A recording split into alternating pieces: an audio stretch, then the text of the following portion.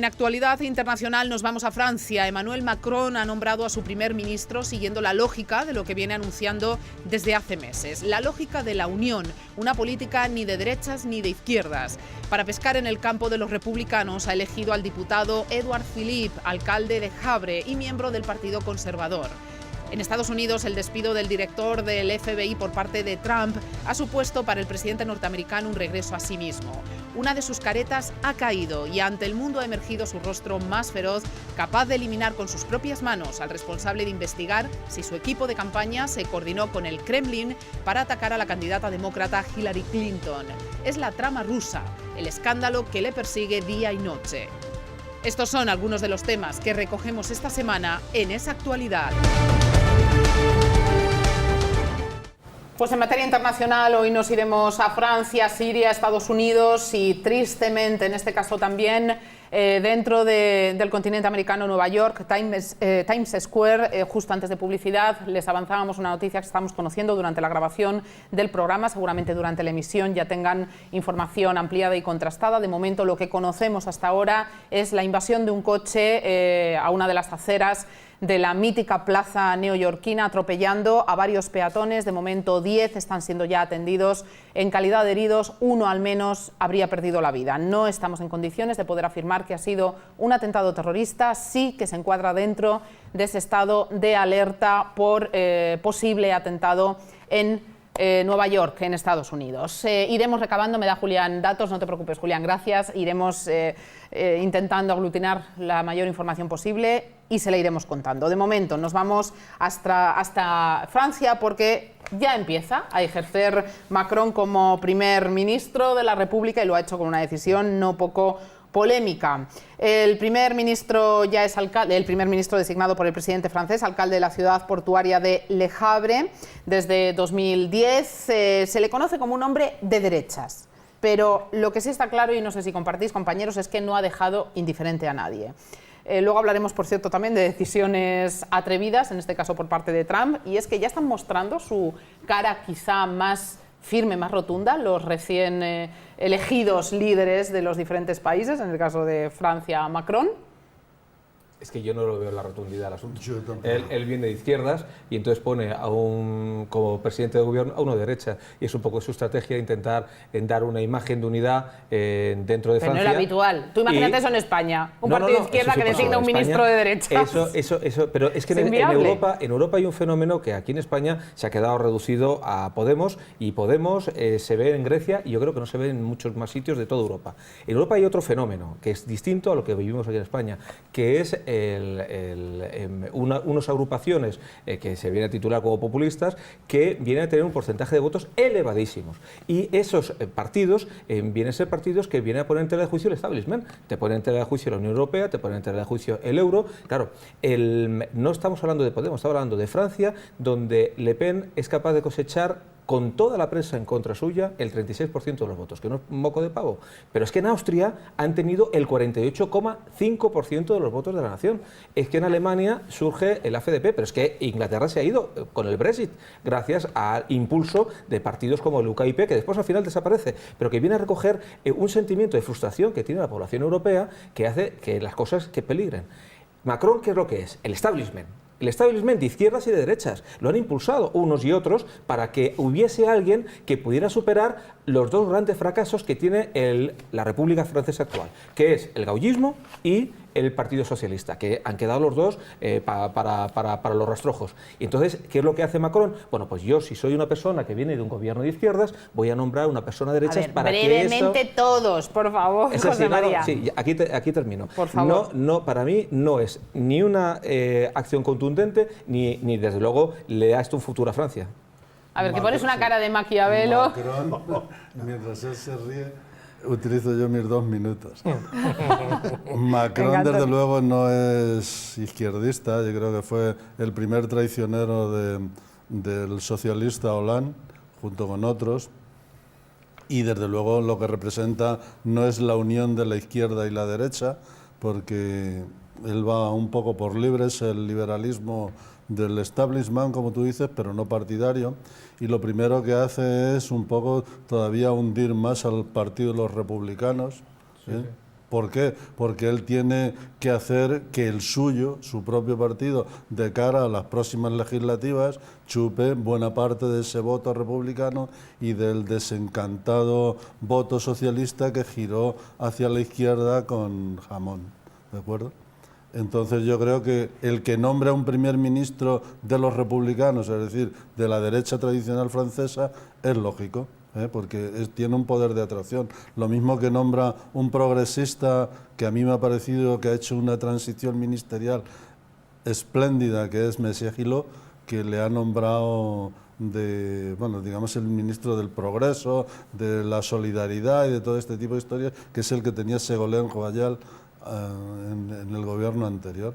Entonces yo creo que está haciendo una política pues de liberal claramente europeísta y que representa pues los intereses, digamos, de esa Francia, que él quiere estar un poco por encima de lo que eran las estructuras de los partidos anteriores, que sí han devenido a menos, el socialista por un lado y el republicano por otro. Bueno, yo creo que, primero, para entender esto que pasa en Francia, hay que comprender que es un régimen diferente al resto de los sistemas europeos y también de los americanos. Es decir, ni es parlamentario ni es presidencialista, es semipresidencialista. Entonces, el primer ministro rige un sistema de doble confianza, que significa que tiene que contar con la confianza del presidente de la República, pero también de la Asamblea. Por lo tanto, ni el presidente de la República es como nuestro rey, que cuando propone candidato a presidente del gobierno no tiene ninguna capacidad de decisión política, sino que tiene que proponer el que decida el Congreso, pero tampoco puede decidir con absoluta libertad a quién propone como primer ministro, porque sabe que eso lo va a tener que ratificar la Asamblea. Y además dentro de poco habrá elecciones legislativas, con lo cual tiene que tener una cierta previsión.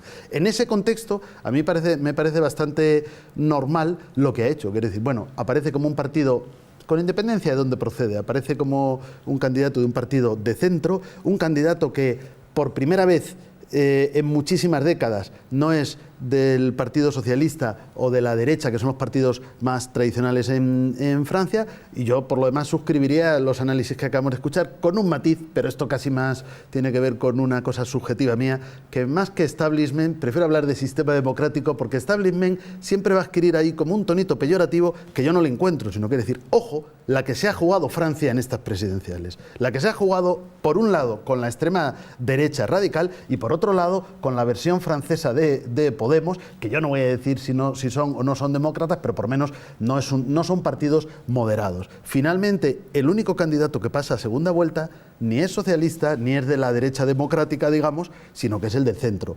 Lógicamente, ahora tiene que buscar apoyos en una asamblea que él de momento no lo tiene, y ya veremos después de las elecciones, porque su partido de centro es un partido nuevo que no tiene peso. Por lo tanto, yo creo que de momento está obrando con bastante prudencia y con bastante inteligencia, ¿no? Porque por otro lado, que no lo ha dicho Alessia en la presentación, pero es cierto que además de esto hay que considerar que en el gobierno, más allá del primer ministro, sí está incluyendo a personas más socialistas, es decir, busca un gobierno de amplio espectro para conseguir con ese gobierno el apoyo de la Asamblea, ¿no? Claro, quitarnos la noticia porque es lo más esperado.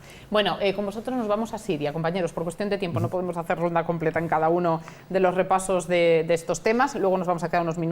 Avanzo ya con Antonio, conociendo un evento al que tenemos que asistir dentro de unos días, así que nos reservaremos ese huequito. Decía, nos vamos hasta Siria. Assad elimina cada día decenas de cuerpos de presos en un crematorio, pero hasta llegar a lo que ha sido la noticia de la semana deberíamos adentrarnos un poquito al menos en lo que está ocurriendo y el porqué, sobre todo en Siria. Vamos a escuchar a Kennedy Jr. La guerra de Siria, según él, lo tiene clarísimo, es la guerra de los gaseoductos. ¿Qué está ocurriendo en Siria? ¿Por qué está ocurriendo esto? La gente tiene que entender la historia de Siria. ¿Y por qué nos hemos metido en este follón en Siria?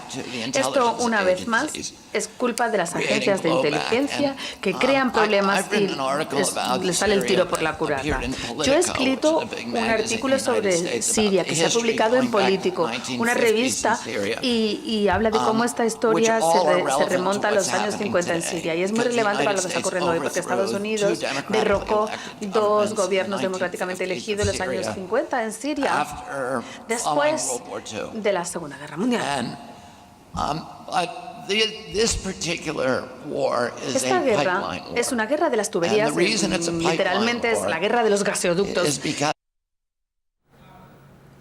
Cuando ya hay acusaciones de ejecuciones masivas, todo se reduce al final a un conflicto, si llegamos más allá incluso, económico por esos gasoductos, Fernando. Siempre en estos, no hay más que ver que luego las grandes potencias, que son las que se tendrían que unir para ver si se pudiera acabar con esta sangría, con estas historias. Al final las grandes potencias no se ponen de acuerdo porque cada una tiene sus intereses en las zonas, petróleo, gas, lo que sea. Siempre al final desgraciadamente, lo de siempre está al final el dinero. Eso es lo que yo veo. Creo que tiene razón este señor. Bueno, yo lejos de remontarme al origen del problema, que seguramente lo tendrá y tendrá toda la razón este hombre, lo que me gustaría es una solución urgente por parte de no solamente de Estados Unidos y de Rusia, que siempre pedimos un poco el amparo de estos dos grandes países, sino que la Comunidad Económica Europea no dice nada de cada día la cantidad de muertos que hay, no dice nada de la tortura a la que está sometida la población siria, seguro sin merecerlo. Entonces, yo creo que esto requiere de las Naciones Unidas, todas juntas, sentarse en una mesa, solucionar el problema sí o sí. Esto es una sangría permanente hacia la población civil, sobre todo, que no se justifica bajo ningún parámetro. Vamos. Un llamamiento que hace siempre Antonio en estos temas es que parece que existe una tendencia a normalizar que existan informaciones tan trágicas en determinados países, que efectivamente pues otros conflictos de entidad incluso inferior, pues por ejemplo en Europa tienen un eco tremendo. Sin embargo, en Siria es algo que tristemente estamos normalizando, Antonio. Pues sí, lo de Siria es que ya se puede hablar incluso de un holocausto, ¿no? Es decir, lo de Siria son palabras mayores y desgraciadamente lo que decía Kennedy, que sobre un holocausto lo que esté subyaciendo sean unos factores económicos determinados de empresas supranacionales, pues no deja de ser algo trágico para la moral social de la humanidad. Y hablemos de Trump, ya lo hacemos con Javier y con José María, y es que ya también parece que está mostrando su cara más determinante en cuanto a decisiones como la que se ha producido esta semana, que es el despido, el cese del director del FBI, además coincidiendo con una investigación que le atañe muy de cerca. El presidente de Estados Unidos, Donald Trump, habría pedido en febrero al entonces director del FBI, James Comey, que archivase las investigaciones abiertas sobre el asesor de seguridad nacional de la Casa Blanca, Michael Flynn, que se vio obligado a renunciar al cargo tras salir a la luz contactos que había mantenido con el embajador ruso en Washington. Espero que puedas dejarlo pasar, dijo Trump a Comey, según un informe redactado después del encuentro por el propio director del FBI y del que ahora se hace eco el periódico The New York Times. La reunión en cuestión tuvo lugar en el despacho Oval un día después de que Flynn dimitiera en febrero. Trump utilizó entre sus argumentos que su exasesor era un buen tipo y alegó que no había cometido ninguna irregularidad. Comey, por su parte, se habría limitado a responder que coincidía que era buena persona. El exdirector del FBI, cesado la semana pasada de forma fulminante, intentó documentar de esta forma lo que parecieron presiones fuera de lugar por parte de Trump. Compartió las existencias de este documento con varias personas de su entorno y uno de sus asesores ha leído extractos para The New York Times. La Casa Blanca ha negado la versión del supuesto informe y ha insistido en que aunque el presidente ha expresado en varias ocasiones que Flynn es un hombre decente que ha servido y protegido al país, en ningún momento pidió a Comey o a otro funcionario que cerrase una investigación pendiente. Javier. Bueno, yo creo que no es que se haya quitado la máscara Trump, yo es que nunca le he visto máscara, o sea, yo desde el principio, creo que él tampoco se quiso cuidar demasiado ni desde la campaña respecto a qué fines pretendía, y uno de ellos desde luego pues es un poco desmontar el sistema, y ahora uso de nuevo la palabra sistema en el mejor sentido de la palabra, en el sentido del sistema democrático, y es Trump contra el sistema, ¿no? Entonces, lo único que yo creo todavía, en fin, tengo fundados motivos para pensar que el sistema puede vencer a Trump. ¿Por qué? Porque primero tenemos un sistema de separación de poderes muy consolidado, una de las democracias mayores más antiguas del mundo y más sólidas. Entonces ahí tenemos primero un poder legislativo que aún en mayoría republicana tampoco creemos que le vaya a dejar todo. Segundo, un poder judicial que ya ha empezado a paralizar y va a seguir paralizando aquellas iniciativas, vamos a decir, más alocadas o más contrarias a los principios del Estado de Derecho. Y luego lo que se llama el cuarto poder, contrapoder, que es un sistema de medios de comunicación que ya quisiéramos en cualquier otro país. Es decir, ahí la prensa es libre e independiente,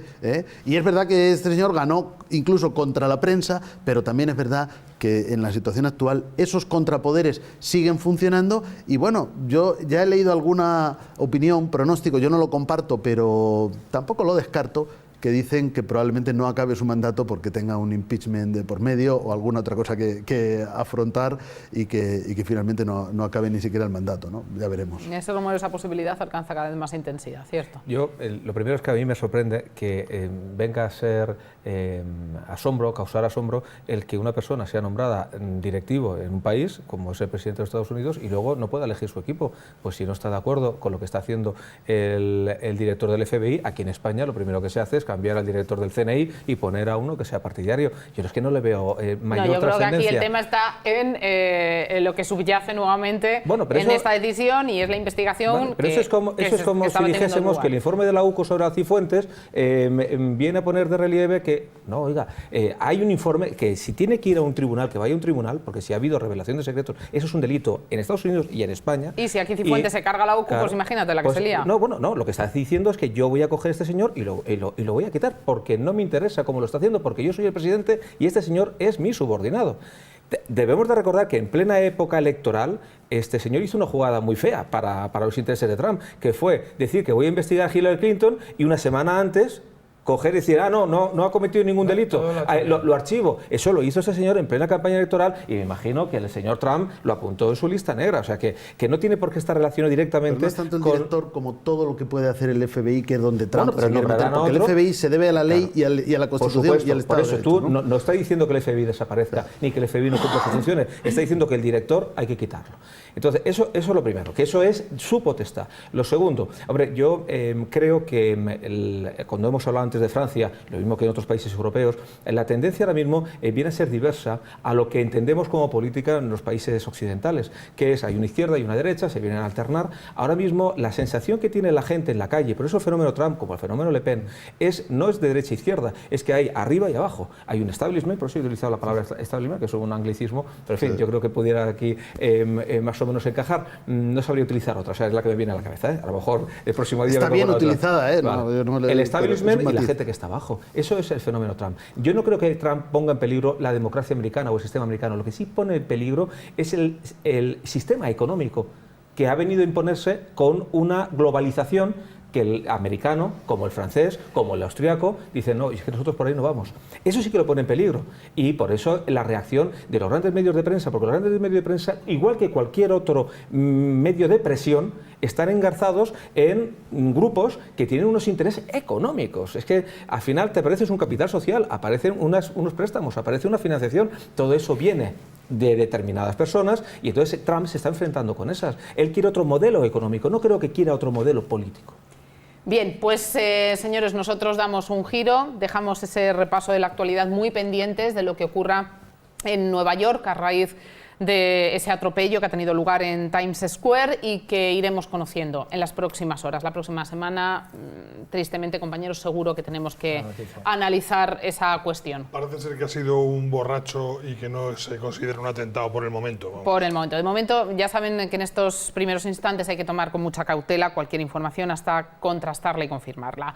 De momento, vamos a ver si podemos acabar el programa con algo bastante más amable, por supuesto. El nombre, Nereidas. La cita, el próximo sábado 27 de mayo a las 20 horas en Toledo, con una charla previamente y después un concierto a cargo de Nereidas, que quién mejor que Antonio para presentarlo, y si quiere que nos cuente él por qué y su vinculación. Bueno, Nereidas es un grupo toledano, lo dirige un toledano y castellano manchego, y el proyecto Sifache, que es el proyecto que van a poner aquí en Toledo y al día siguiente en el Escorial, y al día siguiente, la semana siguiente, se va a grabar para una discográfica de nivel mundial como es Pan Classics. Pues han hecho una investigación de 2 años sobre un castrato italiano del siglo XVII. Entonces viene un contratenor florentino con Nereidas y lo que van a hacer es esa música rescatada, inédita, mucha de ella, la que va a formar parte del repertorio de este concierto, que era lo que cantaba el gran Sifache en el siglo XVII, que en la época, digamos, religiosa cantaba oratorios y en la época no religiosa del año cantaba óperas, ¿no? Entonces son partes de oratorio, partes de ópera, de esta música, de un proyecto de trabajo, como digo, de 2 años. Y es un verdadero orgullo, ¿no?, que sea en Toledo donde ese proyecto europeo se inicie. Y dentro, además del festival, el Greco de Toledo, que ya tiene dentro una del entidad. Festival de Música, el Greco en Toledo, que sea un toledano quien lo lidere y lo dirija, y que además ese toledano pues sea seguidor de este programa, ¿no? Y mucho, y nosotros suyo, por cierto. Sí. ¿Quién es el director, Antonio? El director se llama Javier Ulises Sillán, y ¿Sí? tenemos alguna relación. ¡Qué coincidencia! ¿Compartís apellido? Bueno, es tu también hijo. en Toledo hay un origen mágico de lo Illán, porque está Don Illán, el mágico de Toledo. Pues no deja de ser una alquimia, hacer música de esta en la ciudad de Don Illán, el mágico de Toledo, y que la dirija un mágico de la batuta como es Javier, ¿no? Es un tipo magnífico, ¿eh? Yo lo he ido a escuchar a conciertos que he tenido. Yo lo he escuchado en internet. Tiene un talento tremendo, es un prodigio con un carrerón, que no lo va a decir Antonio por modestia sin duda, pero a pesar de su juventud ya tiene un carrerón a sus espaldas internacional increíble.